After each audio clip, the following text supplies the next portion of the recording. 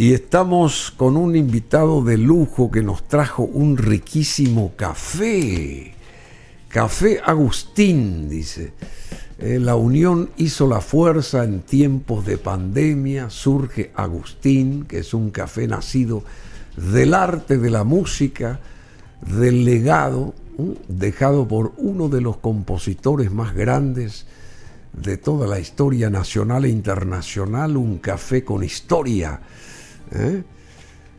Que al igual que este gran artista tiene parte de las culturas de Paraguay y de El Salvador en su composición, ya que los granos de café utilizados como materia prima son provenientes de estas tierras. Agustín Pío Barrios, que nació en Paraguay y murió allá en El Salvador, y nunca quiso retornar a su país porque lo recibieron tan bien allá en El Salvador que él prácticamente adoptó El Salvador como su segunda patria, digamos, y sus restos yacen ahí en algún cementerio importante de El Salvador. Alguna vez yo quisiera ir a visitar ese lugar de Agustín Pío Barrios y todo lo que legó a El Salvador este gran músico, que es un emblema nuestro también, por supuesto, un emblema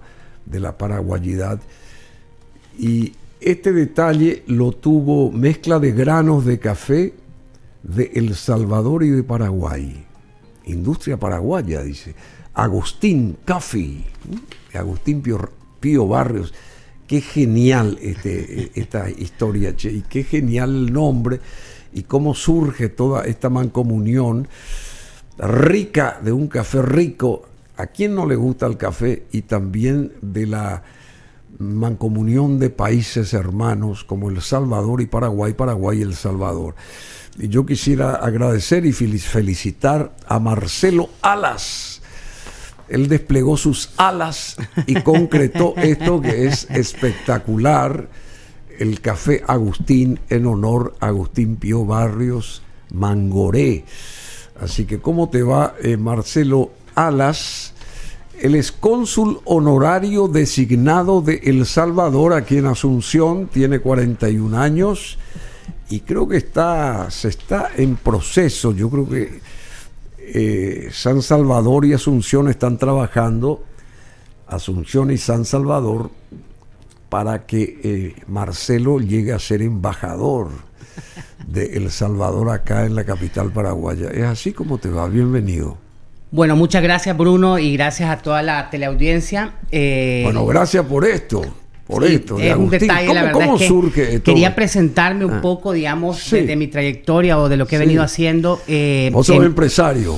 Sí, bueno, emprendedor, soñador, le podemos decir, porque Siempre. Realmente es un camino alto, digamos, y quizá arduo, digamos, para lograr mantener y sostener una empresa, pero hacer el intento, digamos, es loable. En ese sentido, nosotros nos dedicamos a la industria del café.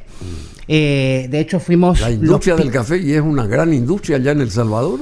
La industria del café es prácticamente la base de la historia salvadoreña, de toda la historia de El Salvador, sí, en efecto. El Salvador llegó a ser en un tiempo el quinto mayor productor de café del mundo.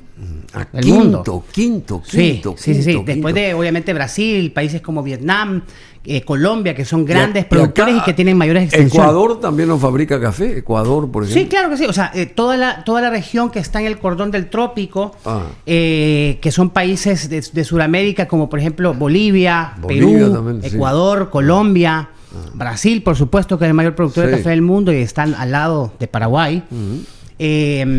Son los grandes referentes, digamos, del café suramericano, y en Centroamérica tenemos El Salvador como uno de los pioneros en la industria del café. En Centroamérica. Por supuesto, El Salvador, Guatemala, Honduras, Nicaragua, Costa Rica, Panamá también es un ejemplo de caficultura centroamericana. Decime, ¿y los antiguos mayas o mexicas, no sé cómo hay varias, en la península de Yucatán, ellos también no fabricaban acaso café ya? No sé, pregunto. Por supuesto, o sea, en realidad el acercamiento más importante y casi sagrado que tuvieron los mayas fue con el cacao. ¿verdad? El cacao, sí. Era el cacao. prácticamente... Y Ecuador también fabrica cacao. Ecuador sí. Ecuador es uno de los referentes mundiales de la producción de cacao fino, cacao especial, vamos a decir. Y de hecho son catalogados como los más importantes productores de cacao y chocolate. Pero El Salvador es productor de café.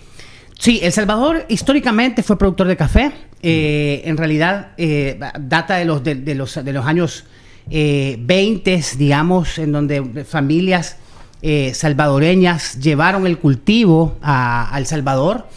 Estas familias, ¿verdad? Trabajaron en diferentes prácticas agrícolas que se mantuvieron de generación en generación y que, bueno, data básicamente toda la historia de nuestro país en la caficultura salvadoreña. Es decir, la historia de las famosas 14 familias que hubieron en El Salvador y que eran grandes terratenientes. Las historias del volcán, que son historias, infinidad de historias de productores de café que eran de pueblos originarios. 14 familias. Hubo 14 familias originarias, digamos, importantes, terratenientes. ¿Es así? Sí, es una de las historias que siempre se cuenta de El Salvador, que en la época de los años 20, los años 30, habían 14 familias, por decir, una oligarquía pura, sí, ya entiendo, ¿verdad? Y que eran terratenientes y justamente eran caficultores, ¿verdad?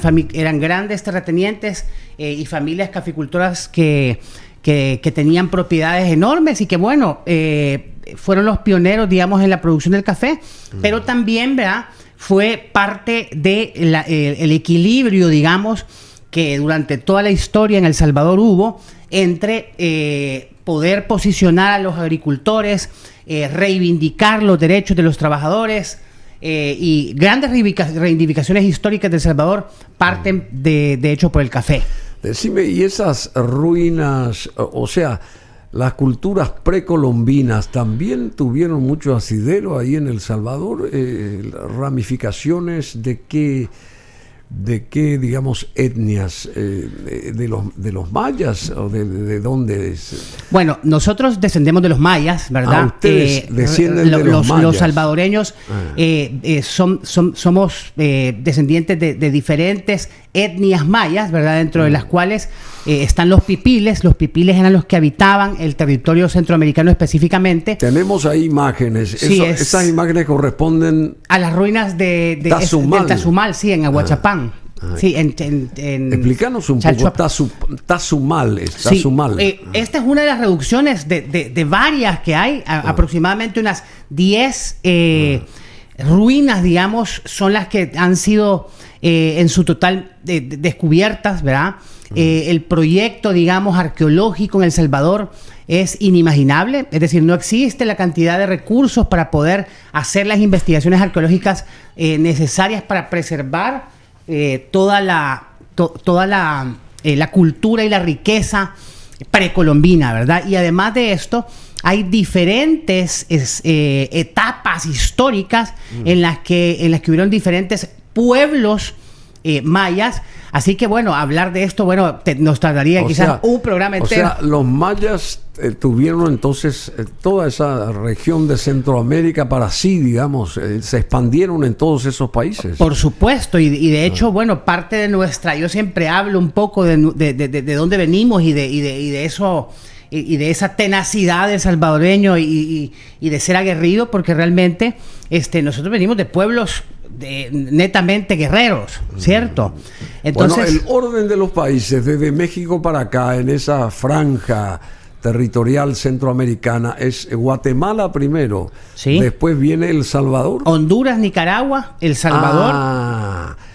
Perdón, Guatemala, Honduras, Nicaragua, El Salvador. Sí. ¿Y al lado del Salvador está Costa Rica? No, Costa Rica está más arriba. Al lado del Salvador está Honduras y Guatemala. Sí, de este lado, pero del otro lado. Una de las grandes, digamos, cuestiones en común, o sea, limítrofes que tiene El Salvador y Paraguay es que nosotros tenemos un trifinio, digamos, que tenemos dos países vecinos que son Guatemala y El Salvador y Honduras, y Paraguay tiene, bueno, la triple frontera, ¿verdad? Solamente que si hacemos ese paralelismo, imagínense las grandes potencias. Sí, bueno, pero vamos a rebobinar la película. O sea, México, Guatemala, Honduras, después Nicaragua, El Salvador y después más está Costa Rica. No, y después del Salvador viene Costa Rica. Sí. Y después Panamá. Después Panamá y después Colombia. Sí, ya entiendo. Pero ese es el orden, digamos, de arriba para abajo, digamos. Sí, desde el hemisferio norte pasando por el central al hemisferio sur. Es correcto, ¿verdad? Es correcto. Y da la casualidad que, bueno, El Salvador tiene las costas al Pacífico, al Océano Pacífico, ¿verdad? Es muy particular, digamos. Ustedes solamente tienen el Pacífico. Es correcto, sí. El Pacífico. El Océano Pacífico, sí. Y no el Golfo de México ni el Atlántico al norte, sino el Pacífico. No, Guatemala sí tiene salida al Atlántico y El Salvador solamente el Pacífico, sí. Bueno, ¿y qué población tiene El Salvador? ¿Qué población y qué grandor? El Salvador es 20 veces más pequeño que Paraguay. Tiene la misma cantidad de habitantes. O sea, tiene alrededor de 6-7 millones de habitantes, ¿verdad? En todo el territorio nacional. Y tenemos aproximadamente 3 millones de salvadoreños que viven en el exterior. Es decir, 3 millones que viven en Estados Unidos y en diferentes países en el mundo, como yo, que vivo en Paraguay. Sí, yo entiendo. ¿Y hace cuánto que estás acá en Asunción? Bueno, tengo 13 años de vivir acá. ¿13 años? Sí, llegué en el 2000. ¿Y cómo recién nos conocemos entonces? 13 años. Imagínate, o sea, y decime, ¿y cuándo sí? Qué notable. Y te nombraron ahora cónsul honorario designado, ¿desde cuándo? Pues fíjate que desde hace un año está el nombramiento de parte del gobierno de El Salvador. Realmente el nombramiento se da por la trayectoria, de haber sido pionero en el mundo del café, de la industria del café de El Salvador en Sudamérica. Fuimos pioneros en ser los primeros que instalamos una tostaduría de café. Nos caracterizamos por el trato directo, por el comercio justo. Es decir, vamos directamente al productor en la compra del café. Y tenemos eso como el bastión principal, ¿verdad? Para poder dar pie, digamos, a la sostenibilidad en la agricultura del café. Bueno, Marcelo Alas, creo que tiene calor, Marcelo. ¿Te puedes sacar ese saco?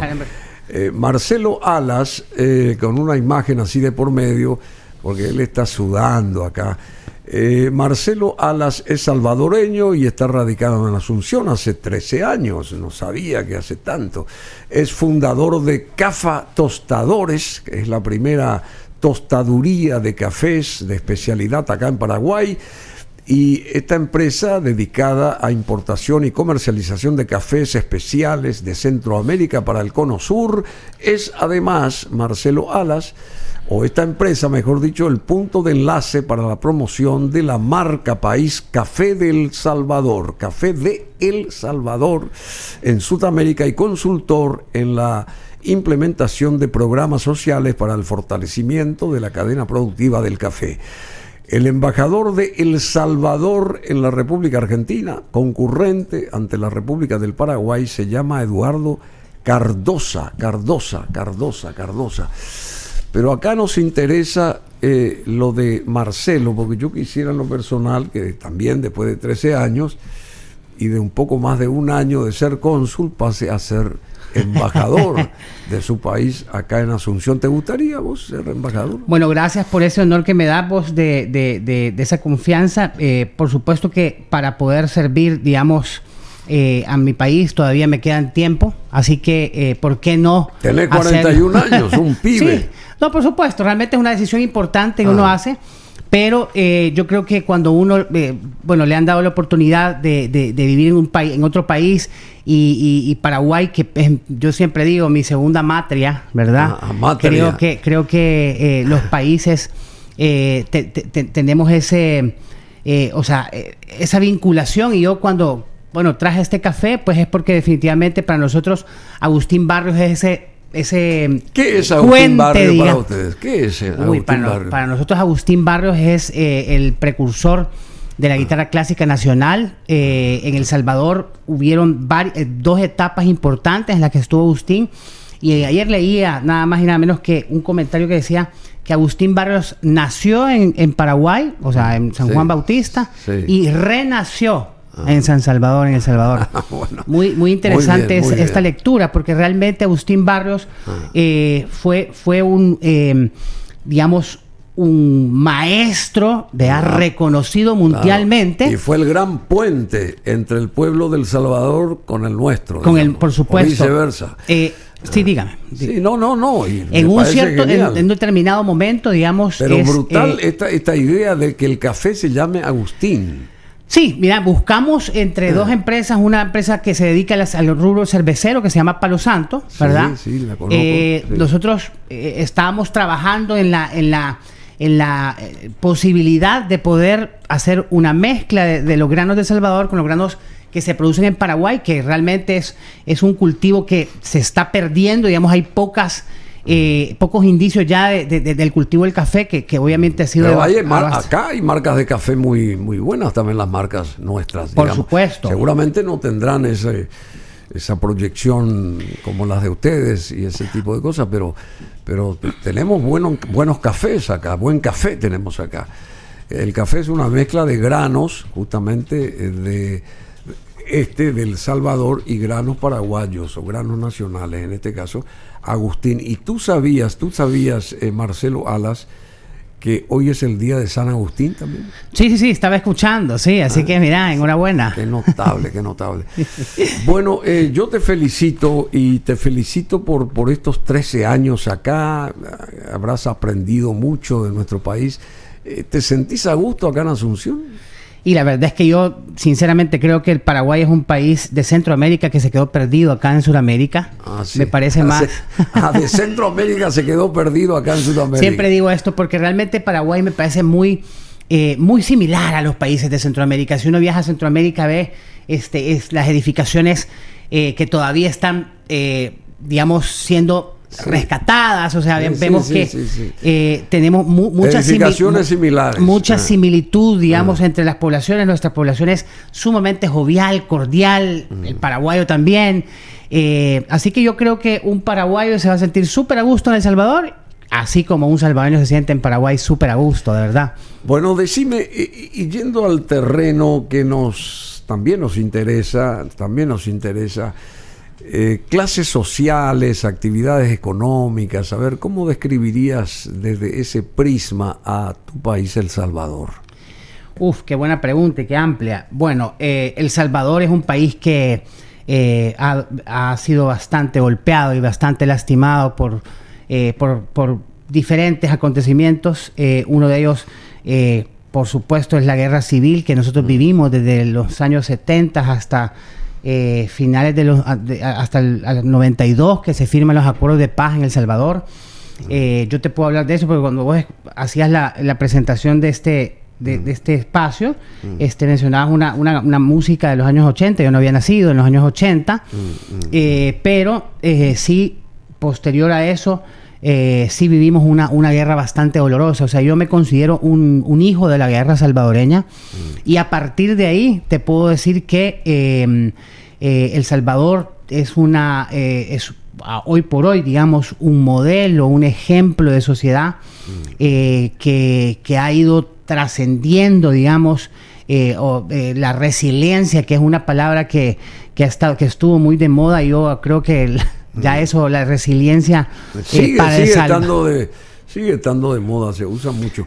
El Salvador, El Salvador es el país, San Salvador es su capital. Sí, correcto. Y a veces no confunde la gente eso.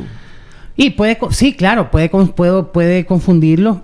O poner al revés, San Salvador, El Salvador. Mire, realmente ahora no creo, porque hoy todo el mundo conoce El Salvador. Claro. Sin embargo, cuando yo recién vine, la gente preguntaba, y bueno, ¿y dónde sos, Marcelo? Yo le decía El Salvador. El Salvador Bahía, me decían. Claro, si no conoces el país. Bueno, y cuando uno habla de El Salvador, le viene a la mente ese nombre que pegó marketineramente, y que se fue cosechando, digamos, y abriéndose paso desde la esfera política también, de Nayib Bukele, que fue en su momento como un transformador, un nuevo conquistador, y no sé ahora cómo está, si conquistó mucho ya o en demasía. Bukele ¿se hizo Bukele a través de la publicidad, de la propaganda, o a través de realidades, a través de gestiones políticas, de acciones políticas en beneficio de la ciudadanía? ¿Él se hizo a través de realidades o a través de la propaganda meramente? Bueno, yo creería que el presidente Bukele y el proyecto del presidente Bukele... Yo sé que vos sos cónsul, lo vas a defender. No, realmente lo que quiero decir es que el proyecto es actual. O sea, vos mencionaste como que fue, pero en realidad el presidente Bukele actualmente es un líder. Claro, yo dije que empezó a entrar, porque inclusive yo tuve la suerte de coincidir con él en una conferencia grande allá en Doha, en Qatar, donde él estuvo, y cuando él apareció fue toda una... Ahí está. Salvador, a todos sus hermanos salvadoreños. Un abrazo. Bueno, muy corto esto, pero es un saludo de Bukele al Paraguay, y estábamos ahí nosotros, y esto pasó hace 5 años, creo que más o menos. Pero ya estaba famoso, ya era famoso, sí. Era como una suerte de revolucionario en el buen sentido, ya. Y hay imágenes también que apoyan todo esto. Sí, contestando tu pregunta. ¿Él se hizo cómo? ¿A través de la publicidad? ¿De la propaganda? ¿Cómo emerge él como figura? Porque hoy es una gran figura en tu país y en todo el mundo se lo conoce a Bukele. Bueno, yo creo que definitivamente cuando uno trasciende la esfera política, digamos, la única manera de ser sostenible sin desgaste son los hechos. O sea, no hay una manera en la cual puede ser sostenible una figura, un proyecto político, y podemos hablar de, no sé, históricamente lo que pasa en las democracias. ¿En qué contexto? Pero no puede ser sostenible solamente de la propaganda y de la mercadotecnia. O sea, se tiene que avalar en los hechos y en los resultados. Yo creo que es tangible, digamos, para bien, para unos para bien, para otros para mal, eso lo podemos discutir, pero es tangible que hay una transformación que para los salvadoreños... Desde la asunción de Bukele al poder, por supuesto, hoy por supuesto. Se nota la diferencia. Es que se nota la diferencia. ¿Y por qué trasciende a nivel mundial? Yo creo que, cuando hay una disrupción y cuando hay alguien que puede poner sobre la mesa los aspectos que están desactualizados de las democracias o de las grandes democracias, como es lo que pasó en el fenómeno de El Salvador, que un presidente o alguien que emerge, digamos, puede romper incluso un pacto social que había hecho el FMLN con la derecha, ¿verdad? Históricamente. Le digo, tuvimos una guerra civil en la que se mataron los mismos salvadoreños, nos matamos unos entre otros, y eso formó, digamos, dos grandes bandos antagónicos que durante años y décadas estuvieron presentes en los procesos electorales, y de un día para otro el presidente Bukele, o sea, con el proyecto político, digamos, logra decir, bueno, acá los partidos políticos, o sea, tienen que defenderse de otra manera, ¿verdad? Frente Farabundo Martí para la Liberación Nacional. Sí. Ese era la fuerza que manejaba El Salvador. En un principio obviamente fue catalogado como una fuerza beligerante, una fuerza subversiva, digamos. El FMLN, sin embargo, fue una fuerza política latinoamericana que de verdad fue un ejemplo, digamos, partido político de izquierda. Sí, por supuesto. Fue un ejército revolucionario, ¿verdad? Y posteriormente se convierte a través de Bukele formó parte del Frente Farabundo Martí. Formó parte como partido político una vez que, después de la firma de los acuerdos de paz, ¿verdad? Se conforma el FMLN como partido político que en 2009 logra llegar a las elecciones, ¿verdad? Y es ahí cuando el presidente Bukele gana una de las alcaldías, ¿verdad? Importantes de El Salvador, y ahí se promueve, digamos, como figura política y estadista, porque después logra ser presidente. Decime, Te vuelvo a preguntar a vos, pero vos sos el representante de Bukele acá. Hay mucha diferencia entre el Bukele que vemos en los medios y el Bukele que ustedes lo ven ahí in situ en el territorio salvadoreño. ¿Hay diferencia de personalidad, de cómo se muestra?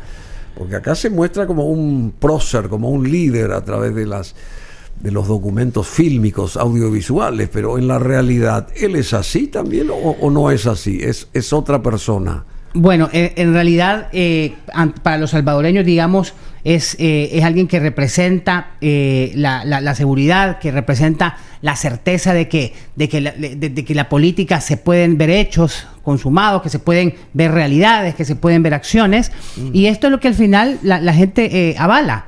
O sea, yo creo que es el cambiar o el transformar la manera de ver a los políticos y, por supuesto, la cercanía que puede tener un presidente puede representarse de muchas formas, pero al final de cuentas, como nosotros tenemos una democracia y tenemos un sistema democrático, bueno, es a través de las elecciones que la gente demuestra, ¿verdad?, la cercanía o la apatía que puede tener un líder con su pueblo. ¿Qué hace Bukele? ¿Cómo llega Bukele a la gente, digamos? ¿Cómo se muestra Bukele? Bukele tiene una personalidad, primero juventud, es uno de los presidentes más jóvenes, me parece, no solamente de América, sino del mundo, es joven.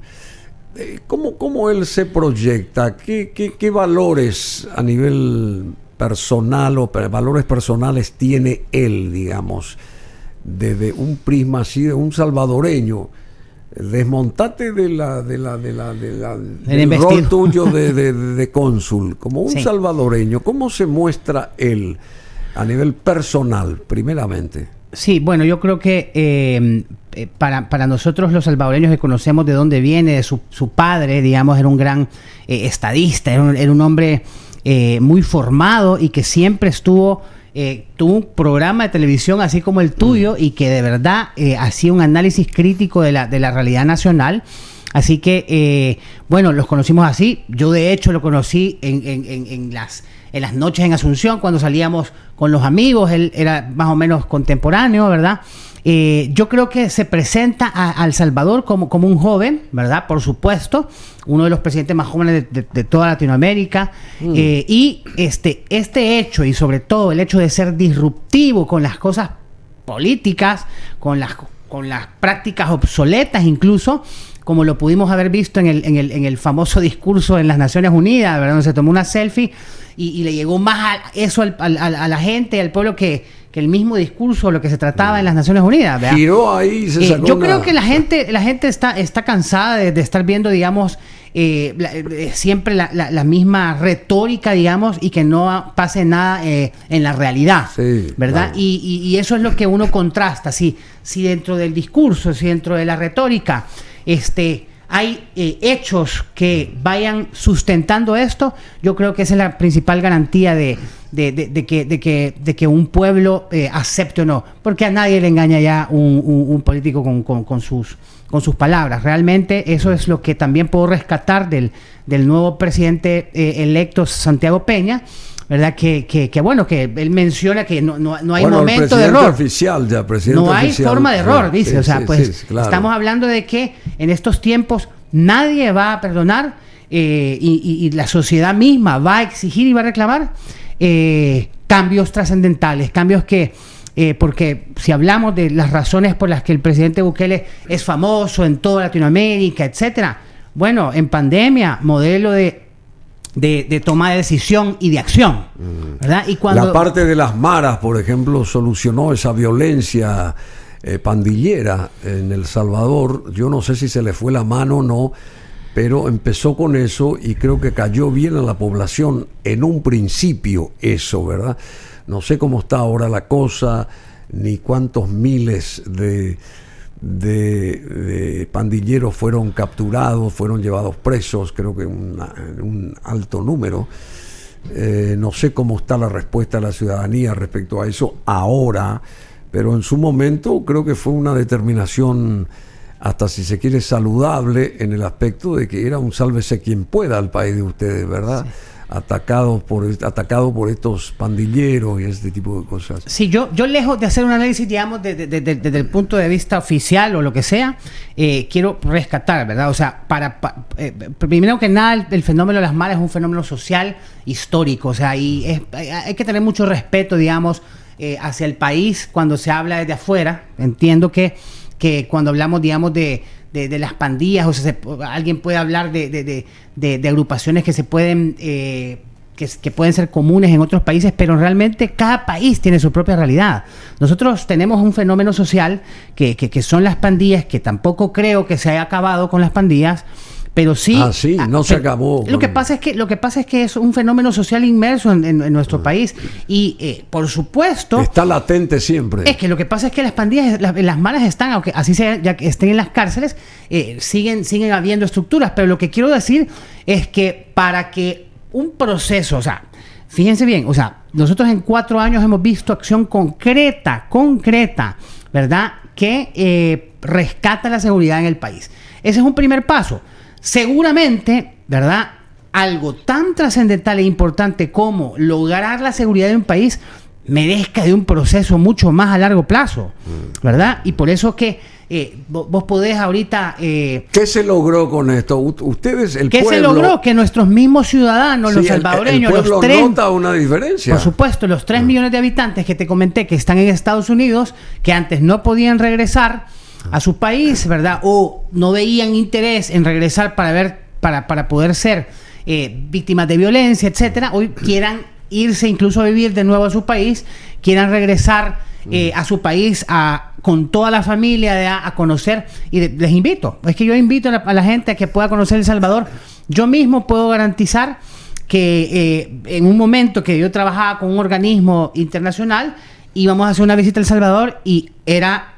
en letras rojas decía los recaudos que había que tener cuando te bajabas del aeropuerto de El Salvador en temas de seguridad, y ahora no existe eso, ¿verdad? Y partiendo de ahí todo se puede hacer. Ahora, el tiempo en el que se logró esto quizás es un ejemplo para otros países, ¿verdad?, en ver sus problemáticas, por resolver sus problemáticas. El Salvador tiene entonces 7 millones de habitantes ahí en el territorio salvadoreño y 3 en Estados Unidos. Y el resto del mundo, sí. Y sí, quiere decir que son ustedes más o menos 10 millones de salvadoreños en el orbe, ¿es así? Más o menos, sí. Bueno, ¿y contabilizan bien ustedes eso o no? ¿O exageran? No, es así. Nosotros somos los salvadoreños. Bueno, ¿y las cárceles? ¿Qué cantidad de cárceles hay con qué cantidad de maras, digamos? O sea, toda esta gente presa que... Bueno, para hablar de esto, de verdad, hay que hablar un poco de la historia. Las pandillas son agrupaciones que se conforman en las calles de Estados Unidos, que se conforma a través de salvadoreños y mexicanos y hondureños y nicaragüenses migrantes y que migran huyendo de la guerra y de los procesos históricos, ¿verdad?, de sangrientos que hubo en Centroamérica, y a partir de ahí, digamos, ellos para protegerse, ¿verdad?, de la violencia, de la hostilidad racista de Estados Unidos, ¿verdad?, utilizan estas agrupaciones para defenderse y protegerse, ¿verdad? Y después, posteriormente, estas mismas agrupaciones son utilizadas para microtráfico de drogas, etc., para delinquir, ¿verdad?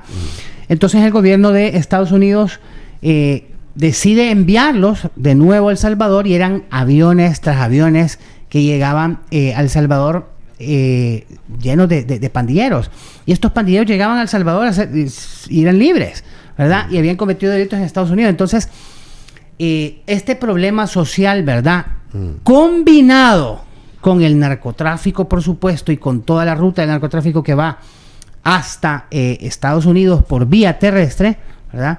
Vía terrestre cruzando por México, ¿no? Por supuesto, desencadena obviamente toda una estructura, ¿verdad?, delincuencial, que después ya sobrepasa, por supuesto, toda estrategia ¿verdad? Gubernamental para poder paliar esta situación y sobre todo teniendo en cuenta que en realidad nosotros mismos, o sea, nuestro mismo país es el que los mandó a Estados Unidos, o sea, tomando en cuenta que estamos hablando de el territorio salvadoreño, ¿verdad? Y que desde una perspectiva, digamos, ha sido defendido, ¿verdad? De tantos años de violencia. Decime, ¿y sufre El Salvador la corrupción política y estructural? ¿Sufre El Salvador eso? Bueno, por supuesto que ha sido víctima de así como toda Latinoamérica, creo. Hay unos países que por supuesto lideran el ranking, pero El Salvador, digamos, ha tenido una trayectoria de partidos políticos y de diferentes momentos históricos en donde han habido momentos de corrupción inigualables, ¿verdad? Sí. Creería yo que en estos momentos, digamos, la corrupción está siendo mirada con la misma lupa en la que se vio el proceso de la seguridad, o sea, de llegar a estos índices de seguridad, o con la misma lupa que se está viendo los procesos económicos, financieros que está llevando a cabo El Salvador, ¿verdad? O con la misma lupa que se ve la apuesta que está dando el gobierno de El Salvador al turismo en Centroamérica. Sí, yo sé eso. Estamos con Marcelo Alas, cónsul honorario y designado de El Salvador acá en Asunción, y así como estás pintando la cosa y como se van dando las cosas en América Latina, ¿sería positivo que surgieran más Bukeles, según vos? Bueno, realmente lo que sería, pues, porque no se puede, digamos, o sea, no existe la clonación, pero sería bueno que existan proyectos similares o líderes que comprendan y se acerquen a su gente, ¿verdad? A través de hechos reales. Es decir, lo que para mí es importante es, y para todos los países creo, es replicar un modelo en el cual haciendo las cosas bien, y cuando la población recibe efectivamente esos beneficios, compromisos de campaña, ¿verdad? O proyectos políticos electorales, y lo ve en la realidad factibles o que se lograron, o cristalizados, ¿verdad? Materializados. Sí. Bueno, esa es la única clave que hay. Es decir, creería yo que ese es el elemento importante que ha llevado a que el presidente Bukele sea reconocido por toda Latinoamérica, porque hay unas imágenes muy buenas aéreas ahí, aéreas y también internas. Esas son las cárceles, serían cárceles modelos, digo yo, pero ahora están llenas esas cárceles. Creo que es el mismo Bukele el que hace ese recorrido ahí, inauguró cárceles, no sé qué cantidad de maras o gente que está presa hoy, creo que más de 70.000 personas, no sé, me corregís acá Marcelo, pero escuché yo eso. Tenemos imágenes aéreas, realmente son unas cárceles muy, muy importantes, digamos, en cuanto a infraestructura y qué sé yo, pero ¿y esos presos están bien tratados ahí o se los ve así? Porque se los ve así semidesnudos también a los presos. Así pernoctan, están estos presos ahí en esas cárceles, por más que sean ampulosas y ese tipo de cosas. ¿Están así tipo animales ahí los presos o cómo es? ¿O exageramos nosotros? No te sabría decir porque no he visitado la cárcel de Salvador, pero sí he visitado la cárcel de acá de Ciudad del Este. He visitado la de Coronel Oviedo, he visitado la de Encarnación, y yo te puedo decir que no sabría decirte en qué allá condición están mejores. Posiblemente sí, es que no la conozco la cárcel de Salvador, pero sí conozco la de acá. No, vemos las imágenes con gente semidesnuda, con un qué sé yo, con un bombachito ahí, como un bombachón, como se dice. Después están, no sé si eso es todo el día o sea, hay momentos del día y no sé cómo es, porque ahí vemos imágenes aéreas de esos grandes establecimientos y bueno, que es un paso positivo por un lado. Yo no sé si ahí va la gente. Sí, definitivamente, bueno, sí, definitivamente esto lo vamos a saber. Eso no es muy salvaje para vos, no estas imágenes no son algo salvajes, así como que están muy fuera de las normas. Bueno, definitivamente, pues por supuesto que son impactantes. Yo te puedo contar una vez que iba con mi hermano gemelo, íbamos en el centro de San Salvador. ¿Vos sos gemelo, che? Sí, íbamos con él en el centro de San Salvador y se nos aparecieron dos pandilleros y nos sacaron un cuchillo. Y yo pensé que de verdad en ese momento ese es el peor miedo que he tenido. ¿Sacaron qué cuchillos? Sí. Y nos quitaron lo que teníamos, las pertenencias. Eso fue algo que yo viví. Te estoy hablando yo, ¿verdad? O sea, miles de salvadoreños vivieron violencia diaria cometida por estas estructuras. Así que yo me pensaría, digamos, cómo vivía la gente antes. O sea, cómo era El Salvador cuando gobernaban las pandillas en las calles. Y yo te lo puedo aclarar de que no era mejor.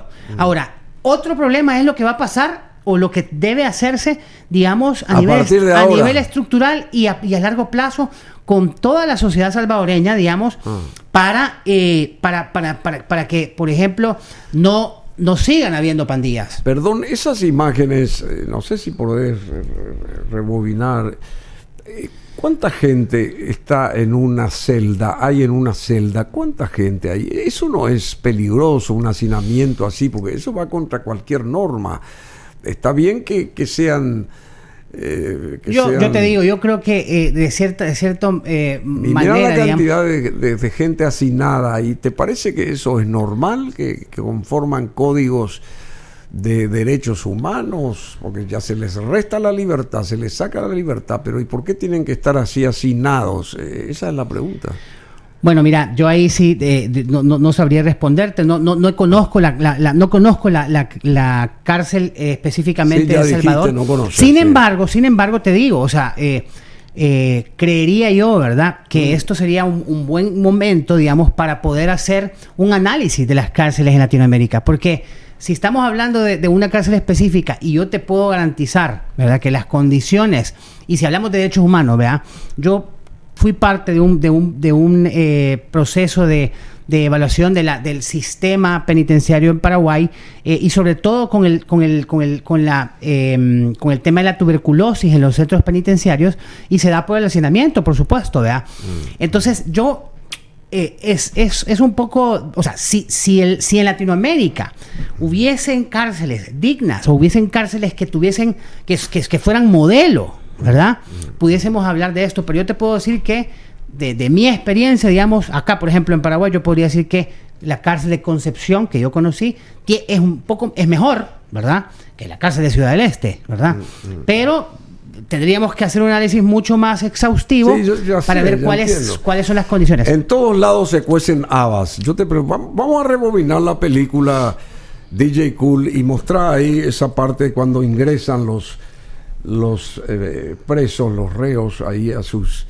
recién pasaste, que es lo que yo quiero mostrar, pues, porque estamos hablando de eso, pues yo quiero mostrar eso, ¿verdad? Quiero mostrar las mega cárceles que hay, que es una realidad, así como cambia el país con una persona que tiene una visión más amplia y más, digamos, moderna, entre comillas, pero también está la realidad de las cárceles, que eso nos afecta también acá, nos toca muy a profundidad acá, porque nosotros te necesitamos. Esa es una lección de asignatura pendiente, la de las cárceles acá en Paraguay, ¿verdad?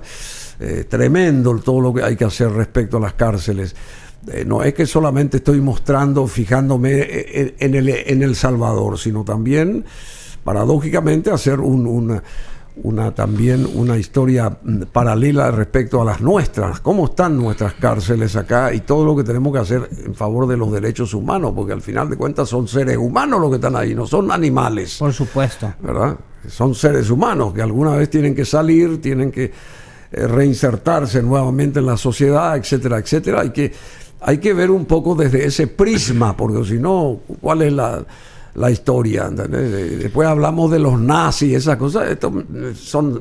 Viendo las imágenes son exactamente la misma cosa, si no peor inclusive. Porque, bueno, y hay otro punto que hasta que lleguen esas imágenes, y vamos a después recalar sobre las mismas cuando lleguen las imágenes, pero mientras, este famoso plan Bitcoin, que también fue aparentemente un gran logro de Bukele, o quiso ser, puso en marcha el plan Bitcoin para terminar con la dependencia del dólar, también Bukele, ¿verdad?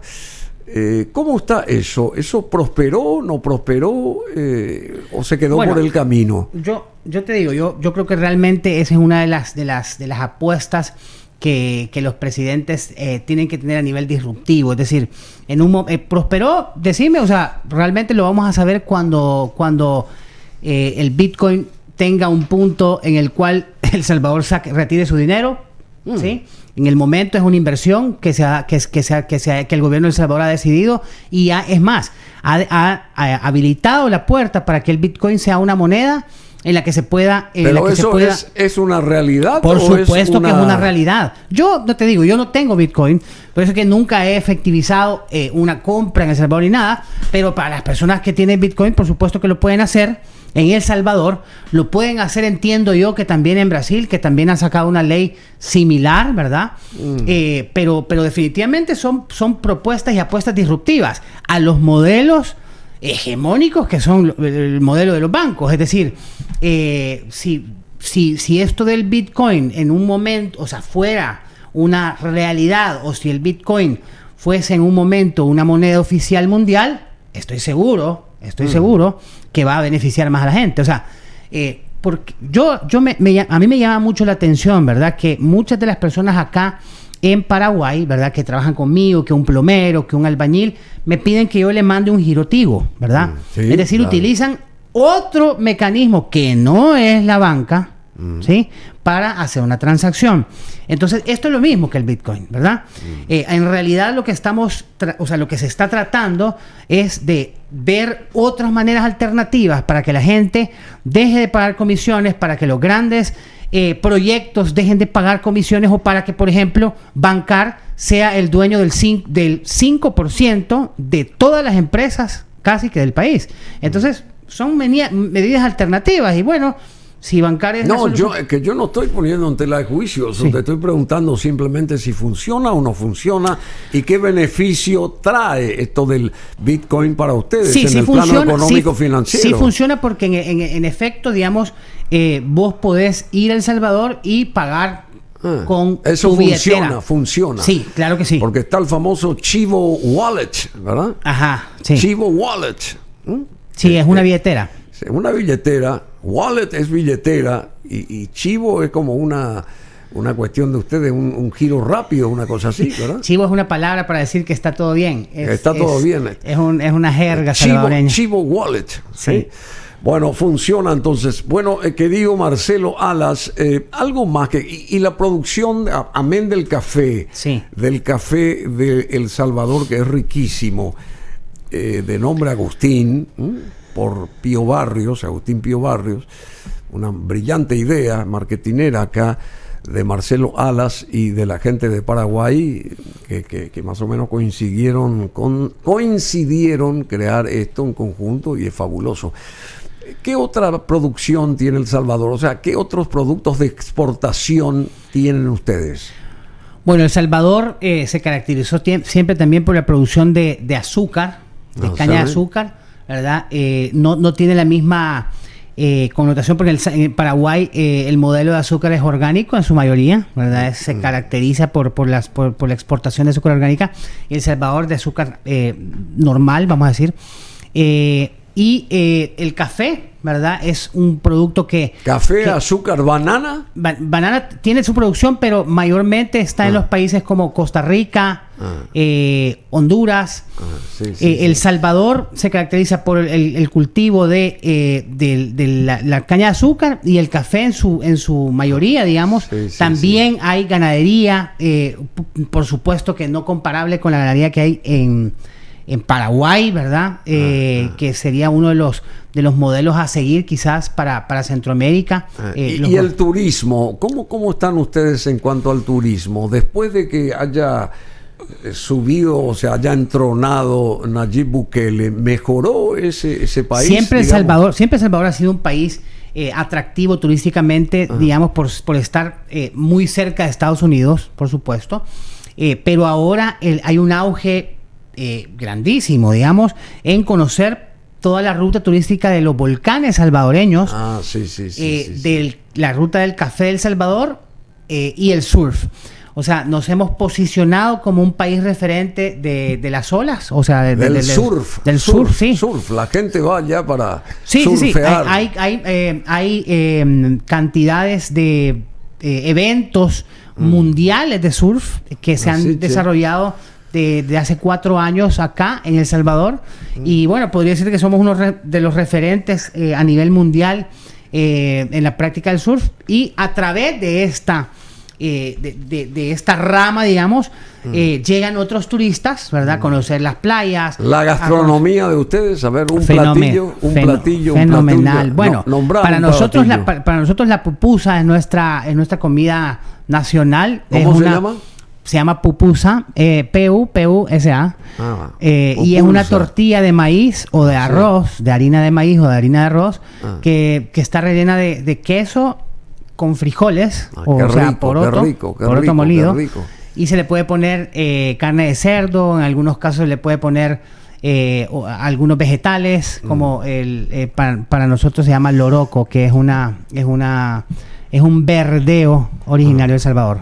Qué rico, che, todo esto. Bueno, alguna vez voy a tener la satisfacción de conocer El Salvador, me gustaría mucho. Y por qué no conocer, bueno, conocí a salvadoreños estando yo en Miami, viviendo ahí, por supuesto. Sí. Así que están en todas partes. Vos decís, hay 3 millones de salvadoreños en Estados Unidos, más o menos. Más o menos, sí. Más o menos, así que y 7 millones ahí en el territorio de ustedes, que es 20 veces más chico que el territorio de Paraguay. O sea que en total en el mundo hay cerca de 10 millones de salvadoreños, ¿verdad? Bueno, Marcelo Alas, muchísimas gracias. Te agradecemos de vuelta por este delicioso café que lo vamos a probar, de nombre Agustín, en homenaje a Agustín Pío Barrios. Y decime, y donde reposan los restos de Mangoré, ¿hay una especie de... ¿Es una cuestión de guía turística eso? Pues fíjate que sí, no más que hace como un mes y algo, ¿verdad? Estuvimos en el cementerio de los Ilustres, donde está enterrado Mangoré. Para nosotros fue una experiencia bonita, porque había otro grupo de estudiantes, ¿verdad? Justamente cuando estábamos yendo, que estaban haciendo una investigación de todas las personas que estaban enterradas ahí, y uno de sus hitos era Mangoré, de ahí investigar a Mangoré. ¿Conoce la gente a Mangoré allá? Pues fíjate que sí, las nuevas generaciones cada vez más, ¿verdad? ¿Sí? El Salvador no solamente lo asiló, digamos, a Mangoré, que fue el general Maximiliano Hernández Martínez, que asila a Mangoré en uno de sus momentos más difíciles, sino que posteriormente, después de que él ya era una figura reconocida mundialmente, un maestro de la guitarra, y había dado miles de conciertos por todo el mundo, el general Hernández Martínez lo llama cuando ya estaba mayor de edad, más cansado, y le dice: Agustín, vení a El Salvador y formá el conservatorio de guitarra, ¿verdad? Y es ahí donde nacen los 12 discípulos de Mangoré, que es un conservatorio que hubieron 12 personas que fueron... Que proyectaron, que propalaron su música, su estilo. Continuaron con el legado, claro. Y formando nuevos guitarristas. Así que, bueno, ese es el legado. Y ahí el salvadoreño de la calle, de a pie, sabe que Mangoré fue de ahí, es de Paraguay, ¿verdad? Por supuesto, que hay una vinculación automática. Por supuesto, nació allá y renació en El Salvador. Claro, nació en Paraguay y renació en El Salvador. Ahí tenemos, no sé si imágenes de la tumba de Agustín Pío Barrios. Mangoré, ¿eso es cerca de San Salvador? Sí, está en el centro mismo de San Salvador, y todos pueden cualquier persona puede visitar, solo el domingo no está abierto, pero además hay varios referentes como el que estamos viendo ahí, Carlos Rodríguez Payet.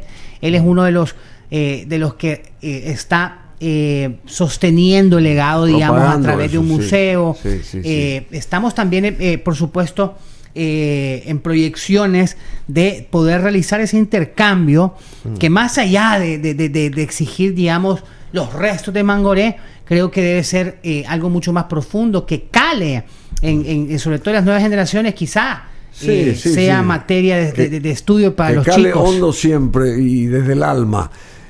Por supuesto, porque, bueno, te agradecemos mucho. Mangoré fue y seguirá siendo un gran símbolo nuestro de la cultura, de la música y también de El Salvador. Hermanó a dos pueblos sin siquiera darse cuenta. Él seguramente después se habrá dado cuenta de su propia hazaña personal, pero no fue por eso, sino porque cayó muy bien el pueblo para él allá. Les abrió los brazos el pueblo de El Salvador y recaló allá y no quiso más volver a su país. Y bueno, y murió allá en El Salvador, y hoy es una de las figuras ilustres de la guitarra y más prominentes, ¿verdad?, del arte, de la cultura en general en el mundo.